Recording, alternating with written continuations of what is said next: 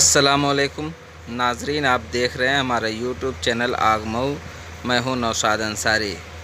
2019 के पार्लिमानी इंतखाबात के मद्देनज़र आखिरी मरहले की वोटिंग से कबल इश्तिहारी मुहिम के अख्ताम पजीर होने के बाद कांग्रेस पार्टी के कौमी सदर राहुल गांधी ने बीजेपी और वज़ीर-ए-आज़म नरेंद्र मोदी पर जमकर हमला करते हुए कहा कि अब मोदी सरकार जा रही है, मोदी सरकार आने वाली नहीं है। उन्होंने अपने पूरे इंटरव्यू में क्या क्या कहा, आइए सुनते हैं राहुल गांधी की ज़ुबानी।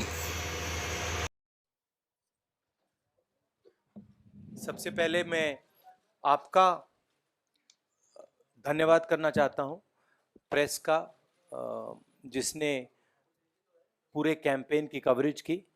हमारे साथ आप काफ़ी लोग आए, तो आपका धन्यवाद करना चाहता हूं। सबसे बड़ा धन्यवाद हिंदुस्तान की जनता को, जो इस देश को आने वाले दिनों में रास्ता दिखाने का काम करेंगे। और कांग्रेस के जो कार्यकर्ता हैं, जो बूथ वर्कर्स हैं, कैंडिडेट्स हैं, और हमारी जो टीम है, उनको भी बहुत बहुत धन्यवाद। सवाल पूछिए। Very very good, very good. तो प्रधानमंत्री का पहला प्रेस कॉन्फ्रेंस चुनाव के रिजल्ट से 4-5 दिन पहले होता है। Very good. अच्छा, ये मैंने सुना है कि कहा है कि prime minister is accompanying Mr. Amit Shah in a press briefing. Unprecedented event. Prime minister of India पहली बार एक प्रेस कॉन्फ्रेंस कर रहे हैं। और रणदीप जी ने मुझे बताया कि पीछे से दरवाजे भी बंद हो गए हैं, जो जर्नलिस्ट अंदर घुसना चाहते हैं उनको भी ब्लॉक कर दिया गया। मैंने इनसे कहा 2-3 जर्नलिस्ट भेज दीजिए वहां पे। हमारे साइड से भी 1-2 सवाल पूछे, कहते नहीं भेज सकते, दरवाजा बंद कर दिया, लॉक कर दिया है। बड़ा जबरदस्त प्रेस कॉन्फ्रेंस हो रहा है। मेरा तो चैलेंज है प्रधानमंत्री जी से। प्रधानमंत्री जी डिबेट प्रेस कॉन्फ्रेंस अभी लाइव कर रहे हैं, मैं उनसे सवाल पूछ लेता हूं। प्रधानमंत्री जी, आपने मुझसे राफेल पे डिबेट क्यों नहीं किया? जवाब दे दीजिए। आप अभी प्रेस कॉन्फ्रेंस कर रहे हैं या मैं प्रेस कॉन्फ्रेंस कर रहा हूं? मैंने आपसे पूछा, मैंने आपको चैलेंज दिया, मैंने आपसे कहा मैं रेसकोर्स रोड में आऊंगा। अनिल अंबानी के बारे में मैं आपसे बात करना चाहता हूं। मैं पूछना चाहता हूं कि आपने उनको 30,000 करोड़ रुपए हिंदुस्तान की वायुसेना का पैसा क्यों दिया? मैंने आपको चैलेंज किया कि आप डिबेट करिए। नरेंद्र मोदी जी, आप प्रेस को बता दीजिए कि आपने मेरे साथ डिबेट क्यों नहीं किया, आप राफेल मामले पे क्यों डरे? तो मैंने भी अपना एक सवाल पूछ दिया। देखिए, मैंने ट्वीट किया उसके बारे में, और मैं उसके बारे में जो बोलना था मैंने बोल दिया। मैं जो नरेंद्र मोदी जी की फिलॉसफी है, मैंने पहले भी बोला है, वो हिंसा की फिलॉसफी है, वो गांधी जी की फिलॉसफी नहीं है। मैंने बहुत क्लियरली बोला है, और आप ये सवाल मुझसे अलग अलग एंगल से पूछते हो। देखिए, जनता डिसीजन लेगी, 23 मई को डिसीजन लेगी, और जो जनता डिसाइड करेगी उसकी बेसिस पे हम काम करेंगे। उससे पहले मैं जनता के डिसीजन के बारे में सही है जी। Ma'am, can you please wait, there is somebody else who is asking.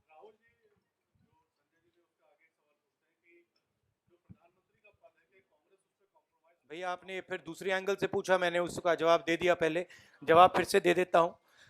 जनता 23 मई को डिसाइड करेगी, जनता के डिसीजन के बेसिस पर हम डिसीजन लेंगे।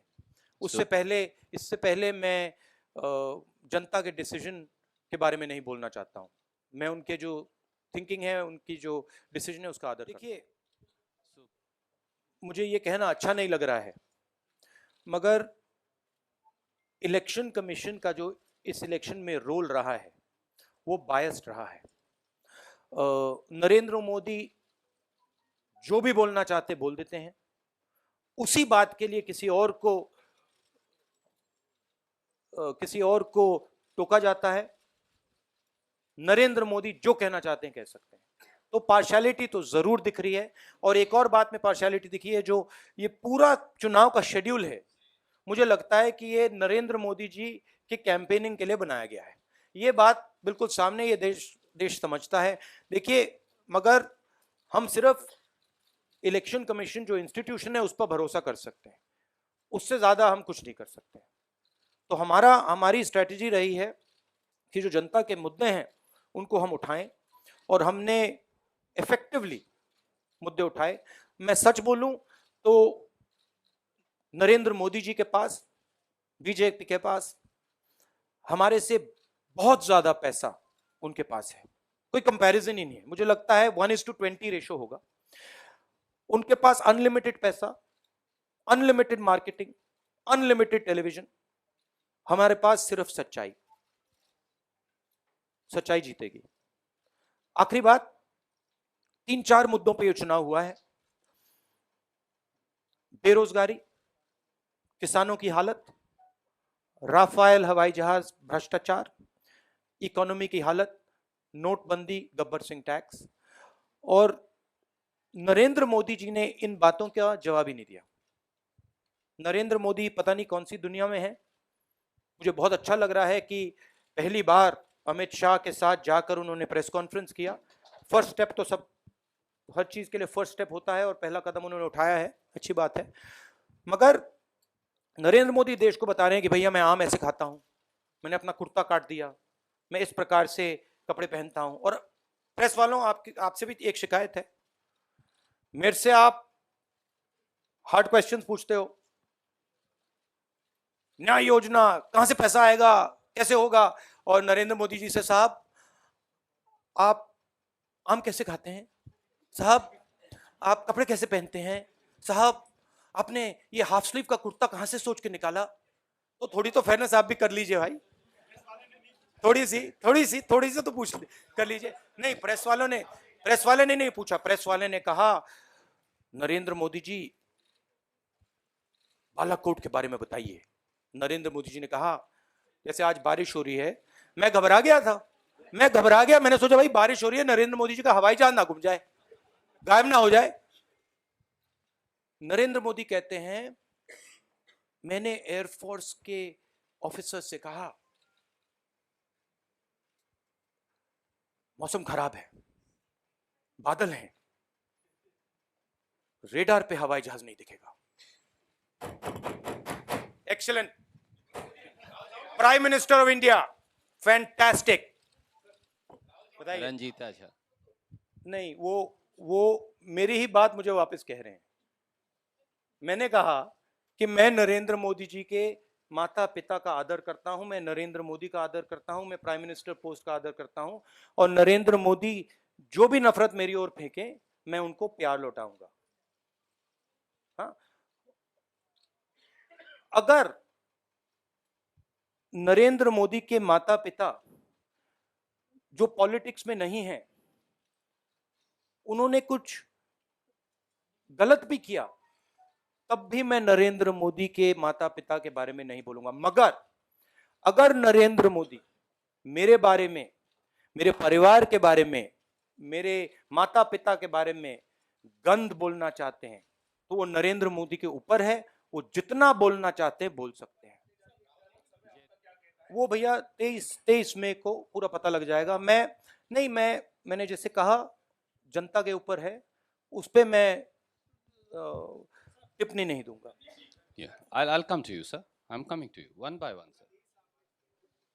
ये तो भैया आपको बोलना पड़ेगा, जनता को बोलना पड़ेगा, ये जनता के ऊपर है। मुझे लगता है कि हम चुनाव बहुत बढ़िया लड़े, कांग्रेस पार्टी, सिर्फ मैं नहीं, और जो ऑपोजिशन का रोल हमें प्ले करना था। 2014 में लोकसभा में हमारे नंबर्स बड़े नहीं थे, मगर मैं बहुत खुशी से कहता हूं, गर्व से कहता हूं कि कांग्रेस पार्टी ने ऑपोजिशन का रोल ए ग्रेड प्ले किया है। हमने नरेंद्र मोदी को घेर दिया। नरेंद्र मोदी जो थे 2014 में, जो नरेंद्र मोदी का जो आइडिया था उसको कांग्रेस पार्टी ने डिसमेंटल कर दिया, खत्म कर दिया। और नरेंद्र मोदी ने कहा था मैं भ्रष्टाचार के खिलाफ लड़ूंगा।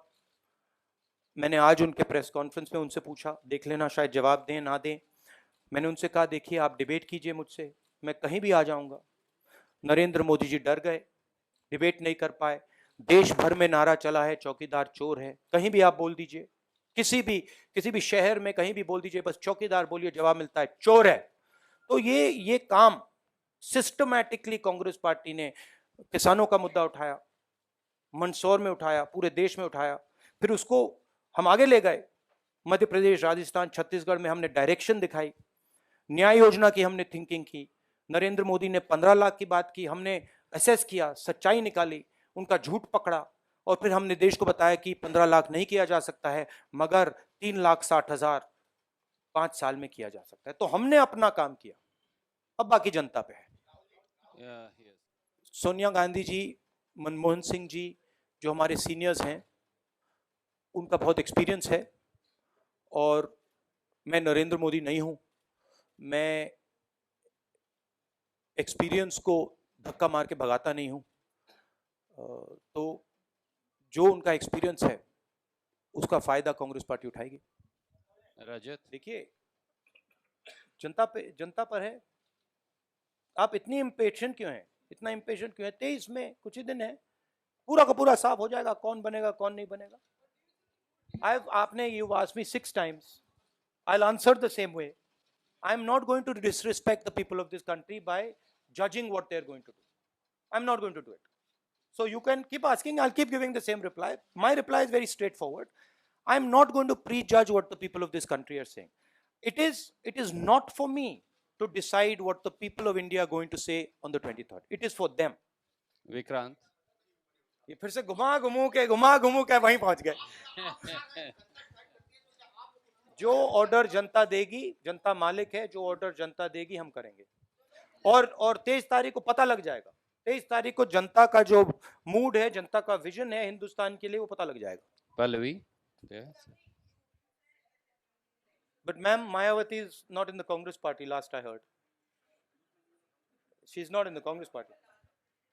No, I said that I cannot, look, I can say, I can have an opinion on what I say, I can have an opinion on what my party says. It's not my place to comment about Mayawati ji. Mayawati ji does politics in the way that she likes, and if she wants to, I'm not even against Mr. Narendra Modi abusing me. If Mr. Narendra Modi wants to abuse me, he feels like abusing me, good for him. So I'm not going to judge either Mr. Narendra Modi or Mayawati ji on what they're saying. I will judge myself. I have the possibility to respond, and that's what I do. So if Mr. Narendra Modi wants to use abusive language, that's good for him. And if it pleases him, makes him happy, I'm happy for him. 23rd May, you are being so impatient. 23rd May, you waited now for long time throughout the campaign. Couple days more, you'll get the answer. Vijay, I'll come to you.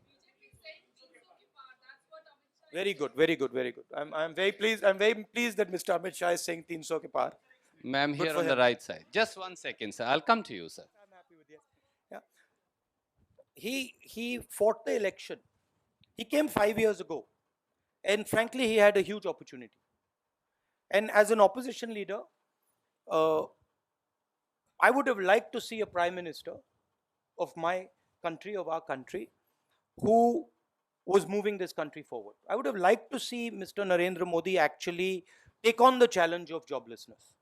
I would have liked to see Mr. Narendra Modi actually try and work on helping our farmers. And with all due respect, he lost sight of the real picture. He forgot that the Indian people had not put him as prime minister to give speeches and to tell the Indian people what he thought.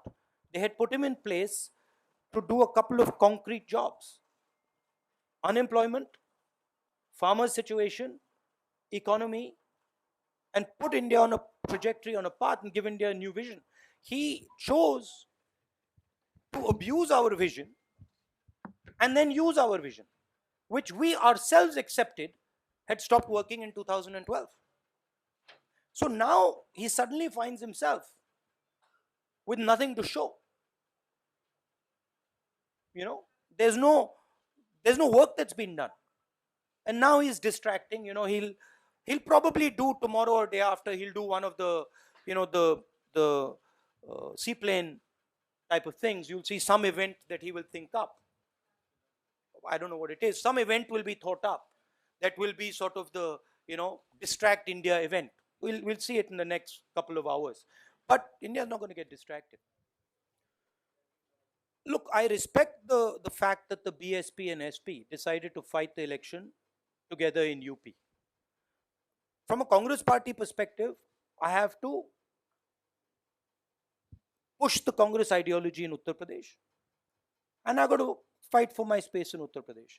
I made it very clear to Jyotiraditya and Priyanka that priority number one is to make sure that the BJP loses. Priority number two is to push the Congress ideology. Priority number three, which comes later, is win the Vidhan Sabha election, right? But ideologically, they're on the same page as us, broadly. I don't see Mayawati, Mulayam Singh Yadav ji, Mamta ji, Chandrababu Naidu ji, I don't see any of these people supporting a BJP, Narendra Modi government. So yes, we've had an alliance in a number of states, Maharashtra, Kerala, Jharkhand, Bihar, Jammu Kashmir. We didn't have an alliance in Bengal, we didn't have an alliance in Uttar Pradesh, but by the way, secular formations are going to win the maximum number of seats in those states. Our strategy, I'll tell you a little bit. Our strategy about 2 years back was we were systematically going to close every single door for Mr. Narendra Modi could open. So we went state by state, state by state, state by state, and we proceeded to close every single door he could escape through. And we did it systematically, we did it in an organized fashion. I'm proud to say that we closed 99% of his doors. And today he's faced, and by the way, well, no, actually we closed 90% of his doors and he closed 10% of them for us. He helped us by being abusive towards people like Mr. Naidu, by being abusive towards people who actually had worked with him in the past. I think that's a tremendous job that the Congress party has done. And I'm proud to say, of course, the people of India have done the job. Congress party has helped in its own way. I'm proud to say that we have fought Mr. Narendra Modi, we have fought the BJP, and we have protected, which is our main duty, we have protected the institutions of this country from Mr. Narendra Modi, from the BJP and the RSS, and we have done so successfully. This fight is about protecting the Supreme Court of India. It is about protecting the Constitution, about protecting the RBI, about protecting all the institutions that make up this great country. It is about protecting all these institutions that give voice to this great country. And I am, as an Indian, extremely proud that millions and millions and millions of people stood up with us and stopped Mr. Narendra Modi in his tracks. I'd like to conclude this press conference by saying thank you very much. It's been a pleasure working with you. Not only a pleasure, you must have seen that I have improved at press conferences. You've seen that? You've seen that? Now, how do you think I've improved? Who made me improve? Who do you think? You made me improve. So it is because I come here and I do press conferences in front of you that my gurus, i.e. all my friendly press people with the cameras, teach me. So I would like to thank you, because that is the spirit of this country. I'd like to thank you for all the work you've done and all the work you're going to do for this country. All the best.